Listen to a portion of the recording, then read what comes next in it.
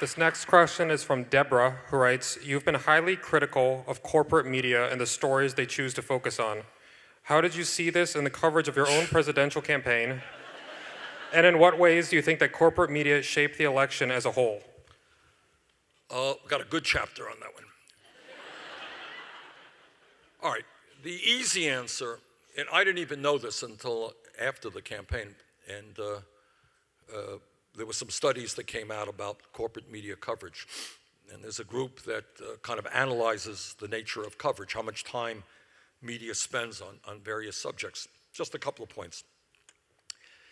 From January 1st, 2015, I think it was, until almost the end of the year, ABC provided 10 seconds, 10 or 20 seconds of coverage to my campaign.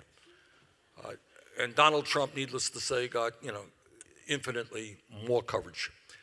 And we did a little bit better on CBS and NBC, but not a whole lot better. So that's one part, which is not even to me the major issue. That's important. And when you take on the entire establishment, the establishment usually does not reciprocate with love and kindness. But here's the second issue, which kind of blew me away. And I think it was it was Sunday morning shows. They look at what kind of coverage takes place on Sunday morning shows. And the Sunday morning shows, Meet the Press, etc., are important not just because people watch it, because they kind of set the tone for media coverage for the rest of the week. They focus on an issue, they'll write about that issue, and that's what will be discussed for the next few days. It turns out that I think on the Sunday morning shows, they analyzed how much time was given to discussing poverty. 43 million Americans live in poverty.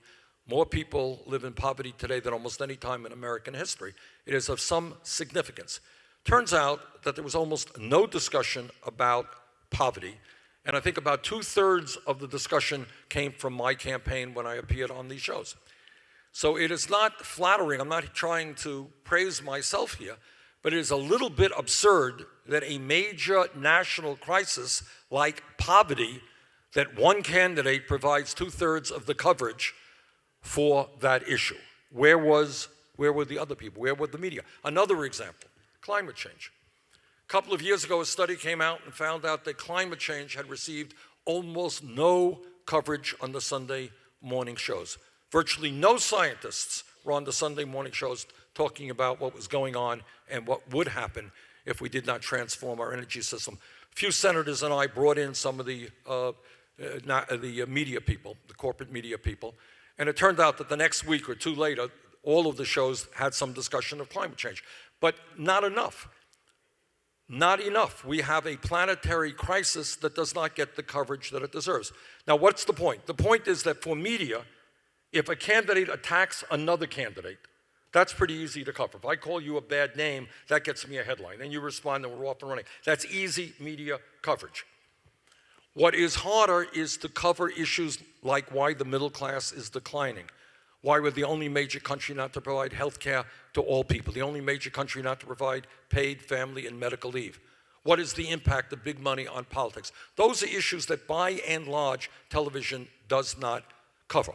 So the thrust of what I said in the book is that this country faces enormous crises, and yet you turn on the television, you see almost no coverage of those crises. As mentioned before, over 90% of the coverage during my primary campaign and the general election was on Hillary Clinton or Donald Trump. They are not the important people. The American people are the important people. The American people want to hear discussion about their needs.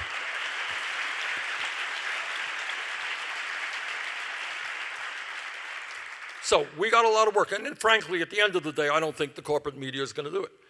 Their function is to make money, not to provide information for a democracy to absorb. I think we're going to have to figure, and you guys are going to have to think about it as well as me. I think the internet obviously opens up enormous opportunities. One of the reasons that our campaign did extraordinarily well, we won young people's vote, black and white and Latino, young people all over the country, has a lot to do that young people get their information from the internet. We were able to communicate through the internet Older people do not. They watch television, and we did rather poorly among older people. And that's one of the reasons why. So we've got to figure out a way. How do we educate people? How do we get truth out? How do you combat what is another phenomenon, and that is simply fake media that lies? That's a serious problem. A lot of work that has to be done, but it is an issue we have got to focus on. How do we educate? How do we demand serious discussion? What should we do with climate change? What is the most effective way forward? How do you have a healthcare system that is cost-effective and guarantees healthcare to all people? What is the kind of legislation you need to provide pay equity for women so they're not making 79 cents on the dollar? What about immigration reform? Not easy issues. We know what we want to do. How do we do it? How do we get people to be thinking about those issues? That's what we've got to do. Frankly, I don't think the corporate media will do it. So we've got to figure out another way to do it.